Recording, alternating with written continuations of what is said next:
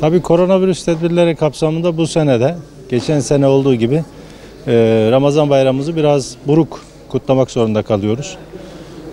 Tüm insanlarımızın başta yakınlarımız olmak üzere sağlığı açısından mecburen artık daha çok diğer iletişim ağları üzerinden bayramlaşmalarımızı sağlayacağız. Ve sadece kendi evimizdeki ailemizle mecburen bayramlaşmak durumunda kalacağız. Onun için bu sene de sabırlı olmayı herkese tavsiye ediyorum. İnşallah en kısa zamanda ilk bayramdan itibaren belki de tekrar kucaklaşacağımız, tekrar herkesin birbirine gelip gidebileceği bir bayram olmasını temenni ediyorum.